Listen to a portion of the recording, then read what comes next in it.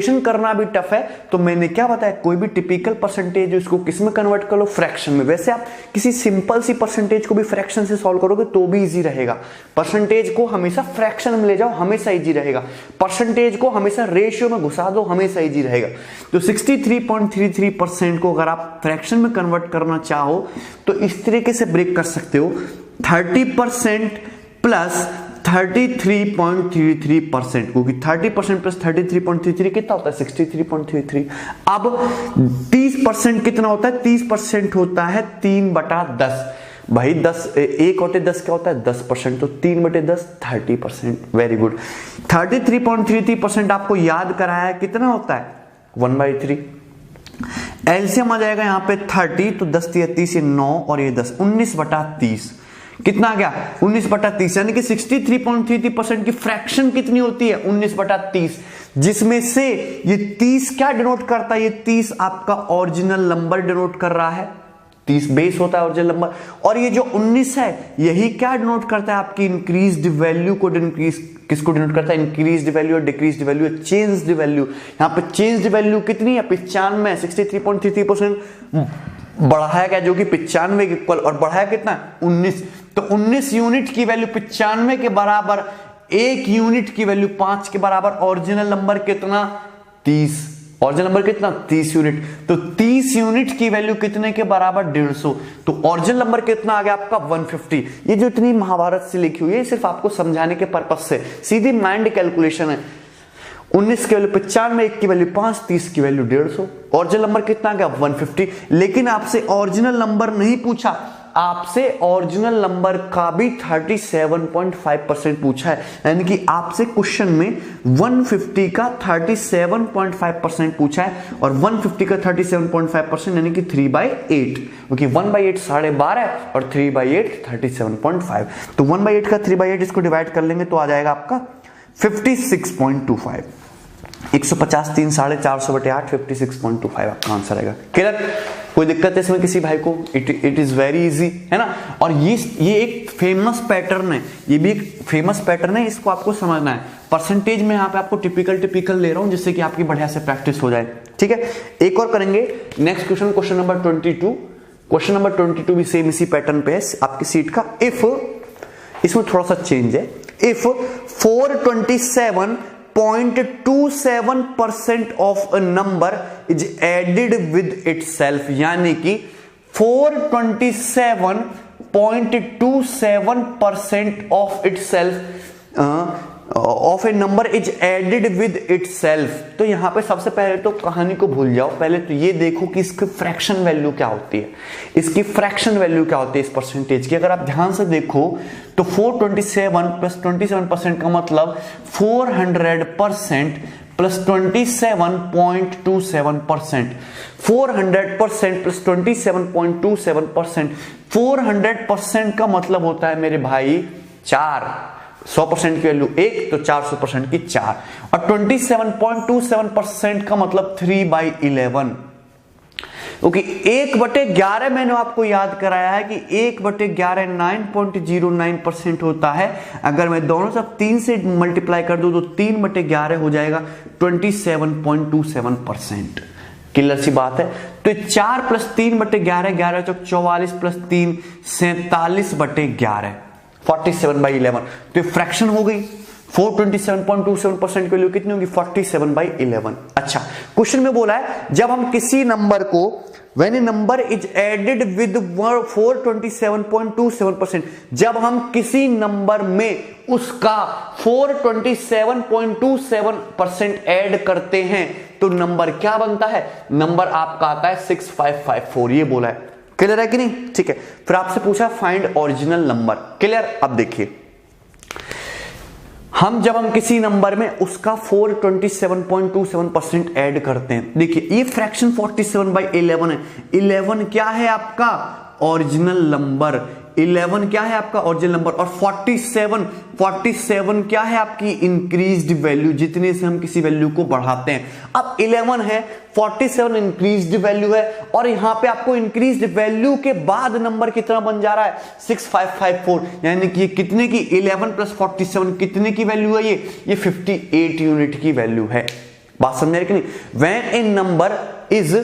When a number is increased by 427.27% of itself, मतलब जब हम किसी नंबर यानी कि 100% में उसका 427.27% ऐड करते हैं तो नंबर क्या बनता है आपका 527.27% बनता है, तो परसेंटेज में। लेकिन फ्रैक्शन में देखो तो ओरिजिनल फ्रैक्शन में ओरिजिनल नंबर 11 यूनिट है, उसको मैंने 47 यूनिट इंक्रीज किया, तब नया नंबर क्या बनेगा 58 यूनिट, और 58 यूनिट की वैल्यू 6554 होनी चाहिए, तो 1 यूनिट की वैल्यू क्या हो जाएगी 58 एकम 58 17, और ये हो जाएगा आपका 2 और ये 3, 1 यूनिट की वैल्यू कितनी हो जाएगी आपकी 1 2 3। कोई दिक्कत?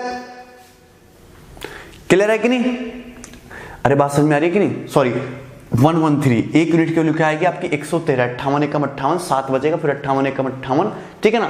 फिर यहां से आपका ये 3 बार चला जाएगा, 8 से 24, 1 यूनिट के लिए 113। आपसे पूछा है ओरिजिनल नंबर क्या है 11 यूनिट, तो 11 यूनिट की वैल्यू 11 गुणा 113 यानी कि 11 33 का 3 हाथ से लगे 3, 11 कम 11 3 14 का 4 हाथ से लगा 1, 11 कम 11 और 1 12, 1243 is your correct answer. So simple. Clear है कि नहीं? सबको बात समझ में? तो इस क्वेश्चन का जो राइट आंसर है वो कितना है 1243। इजी है ना। बस आपको ये पता होना चाहिए कि सबसे पहले देखो आपको 2 ही चीज आनी चाहिए, आपको परसेंटेज को फ्रैक्शन में कन्वर्ट करना आना चाहिए बस, और आपको बस ये देखना है कि इंक्रीज है कि डिक्रीज है, इंक्रीज कितना है डिक्रीज कितना है। क्लियर? आप एक और सेम इसी पैटर्न पे क्वेश्चन करेंगे, क्वेश्चन नंबर 24। क्वेश्चन नंबर 24 भी सेम इसी पैटर्न पे है, उसको करेंगे। क्वेश्चन नंबर 23 बाद में करेंगे, पहले हम 24 करेंगे। और आपका क्वेश्चन नंबर 28 जो है वो भी सेम इसी पैटर्न पे है। क्वेश्चन नंबर 28 को आप खुद से करेंगे, हम क्वेश्चन नंबर 24 करा रहे हैं। देखिए, if 171:3/7%, 171:3/7% of a number is added to itself, then this number become 2052। कितना बन जाता है नंबर 2052। आपसे पूछा है 158.33% ऑफ दैट नंबर। आपसे पूछा है 158.33% ऑफ द ओरिजिनल नंबर। अच्छा ठीक है, कुछ नहीं करना, सबसे पहले तो ये पता होना चाहिए कि ये 171:3/7% जो लिखा हुआ है इसको परसेंटेज में कैसे, सॉरी फ्रैक्शन में कैसे कन्वर्ट करोगे। तो इसको ऐसे लिखोगे 100% प्लस 71:3/7%, 100% प्लस 17:3/7%। 100% का मतलब होता है 1 और इस 17:3/7 है। देखो 1/7 क्या होता है आपका 14 सही 2/7% ही होता है कि नहीं। अगर मैं दोनों तरफ 5 से मल्टीप्लाई करूं तो 5/7 होगा आपका, 14 5 70 प्लस 10/7 होगा कि नहीं। थोड़ा लॉजिक लगाया करो। 1/7 मैंने याद करवाया 14:2/7, अगर दोनों तरफ 5 से मल्टीप्लाई करूंगा तभी तो 70 के आसपास जाएगा। 14 5 70 प्लस 10/7 70, 10/7 का मतलब 1 + 3/7 होता है भाई, 1 + 3/7, 70 + 1 71:3/7%, 71:3/7% यानी कि कितना हो गया 5/7। तो 1 + 5/7 कितना आ गया, ये 12/7। कितना आ गया 12/7। क्लियर है कि नहीं। तो 171:3/7% की जो फ्रैक्शन वैल्यू आ गई वो कितनी आ गई 12/7। कितनी 12/7। Clear, very good. अब देखिए क्वेश्चन में बोला है when a number is added with 171:3/7% of itself, यानी कि अगर आपका ओरिजिनल नंबर है 7, ओरिजिनल नंबर है आपका 7 और इसमें 12 ऐड करेंगे, क्योंकि 12 का आपको इंक्रीज करना है, तो जो नया नंबर बनेगा वो कितना होगा 19 यूनिट, और इसी 19 यूनिट की वैल्यू कितनी दी आपको 2052। क्लियर है कि नहीं। 19 यूनिट की वैल्यू कितनी दी है जी 2052। When a number is added with 171:3/7% of itself, यानी कि ओरिजिनल नंबर तो था ही और हमने इंक्रीज कितना किया 12। देखो 171:3/7% का मतलब कितना होता है 12/7। मैंने नंबर को 7 यूनिट मान लिया तो 7 का 171:3/7% क्या होता है 12। 12 इंक्रीज कर दिया तो नंबर कितना बढ़ गया 19 बढ़ गया, 19 हो गया। और इसी 19 की वैल्यू आपको 2052 दिए तो 1 यूनिट की वैल्यू हो जाएगी 19 से कम 19, 0 और 19 अट्ठे ये 152। ठीक है, बात समझ में आ रही कि नहीं। एक यूनिट के लिए 108 हो गई, लेकिन आपसे क्या पूछा है, आपसे पूछा है 158.33% ऑफ दैट नंबर। अच्छा, अगर एक यूनिट के लिए 108 है तो ओरिजिनल नंबर तो 7 यूनिट है, तो 7 यूनिट की वैल्यू कितनी हो जाएगी, 108 इंटू 7, ये हो जाएगी 108 इंटू 7। क्लियर है कि नहीं, कोई दिक्कत? चलिए 108 इंटू 7, लेकिन आपसे 158.33% पूछा है तो इसको भी कन्वर्ट करना पड़ेगा। 158.33% का मतलब 150% प्लस 8.33%, 150% प्लस 8.33%, 150% का मतलब हाफ और 8.33% का मतलब 1/12, 8.33% का मतलब 1/12, 1/2 प्लस 1/12 कितना आ जाएगा, 12, 2 छिक्का 12, 12 कम 12 कितना हो जाएगा, 7/12, कितना हो जाएगा 7/12, सॉरी कुछ गड़बड़ हो गया। 150% आपका 3/2 होता है, कितना होता है 3/2, हो कि आपका जो आंसर है वो एक से ज्यादा आएगा। 150% 3/2, 8.33% 1/12, एलसीएम आएगा आपका 12, 2 छिक्का 12, 6 × 18, 12 एकम 12, कितना जाएगा 19/12, कितना जाएगा 19/12, कोई दिक्कत? क्लियर? तो ये ओरिजिनल नंबर है, आपको 19/12 की वैल्यू पूछी है, तो क्या पूछा आपसे 108 इंटू 7 में किससे गुणा कर दोगे, 19/12 से गुणा कर दोगे। क्लियर है कि नहीं, 12 निम्मा क्या हो जाएगा 108, ठीक है। 9 7 63 इंटू 19, 57 7 14 और 5 119, 1197, 1197 इज योर करेक्ट आंसर। बताओ किसी भाई को कोई दिक्कत इसमें? क्लियर है? It is very easy. सबसे पहले तो आपको 171 3/7% निकाला, वो फ्रैक्शन में कितना है 12/7, 7 ओरिजिनल वैल्यू है। 171 3/7% तो नंबर को बढ़ाया गया है, यानी कि नंबर को कितना बढ़ा है 12, 7 था नंबर 12 बढ़ाया, नंबर 19 यूनिट हो गया। 19 यूनिट के लिए 2052, तो एक यूनिट के लिए 108, ओरिजिनल नंबर 7 यूनिट, 7 यूनिट की वैल्यू ये हो गई। आपसे 158.33% पूछा है, तो 158.33% कितना होता है 19/12 टाइम्स, तो ओरिजिनल नंबर का 19/12 गुना कर दिया, आंसर कितना आ गया 1197। क्लियर? कोई दिक्कत किसी भाई को? वेरी गुड, इतना आप कर लेंगे, ठीक है। अब ये जो क्वेश्चन नंबर 28 है, ये same to same as it is इसी पैटर्न पे है, इसको आप खुद से बनाएंगे, इसको आप खुद से सॉल्व करने की कोशिश करेंगे। क्लियर? और इसका जो आंसर आएगा वो 2016 आएगा, जहां तक मुझे याद है इसका आंसर 2016 आएगा क्वेश्चन नंबर 28 का। क्लियर? चलिए उसको आप एज इट इज सॉल्व करेंगे। अब आप देखेंगे question number 23, question number 23। Clear है? चलिए हाँ, क्वेश्चन नंबर 23 ये इस डिस्कशन का लास्ट क्वेश्चन होगा। Question number 23 is very good.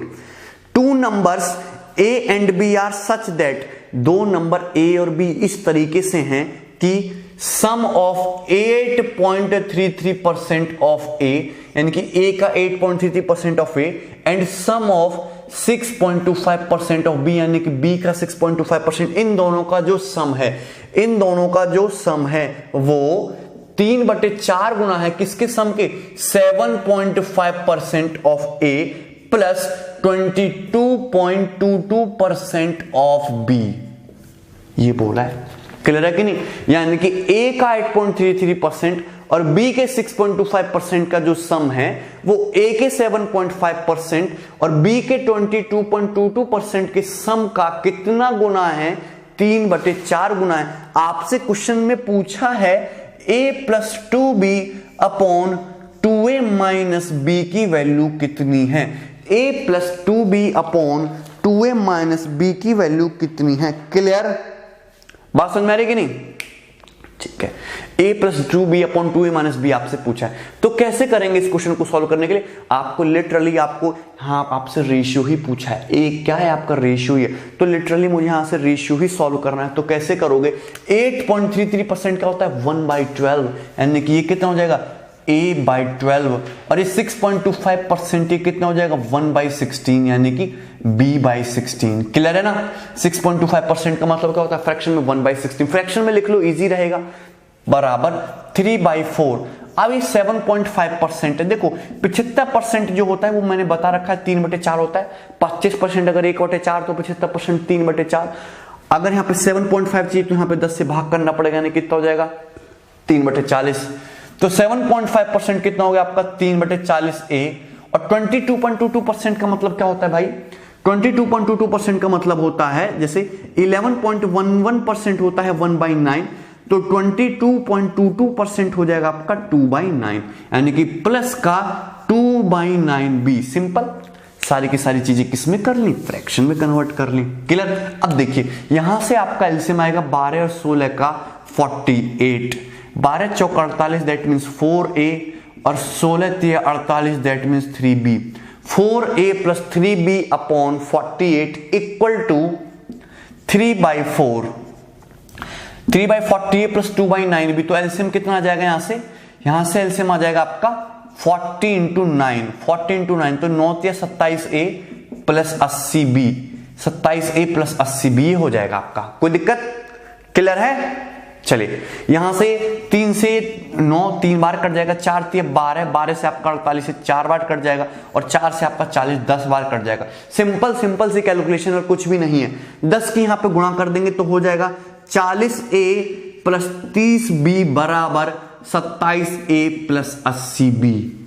40a plus 30b बराबर 27a प्लस 80b। अगर 27a को उधर लाओ तो 40a माइनस 27a कितना हो जाएगा 13a। अगर 30b को उधर लाओ तो 80b माइनस 30b कितना हो जाएगा 50b। तो यहां से a बाई बी कितना हो जाएगा, a बाई बी हो जाएगा 50/13, a बाई बी कितना का 50/13, a बाई बी 50/13 आ गया। कोई दिक्कत? आपको a बाई बी का रेशियो पता चल गया और आपसे रेशियो ही पूछा है तो क्या करना, कुछ भी नहीं करना। सिंपल a की जगह 50 चिपका दोगे, b की जगह 13 चिपका दोगे। अगर मैं a की जगह 50 रख दूंगा, b की जगह 13 तो 50 प्लस 13 दूनी 26, a की जगह 50, 50 दूनी 100 माइनस 13।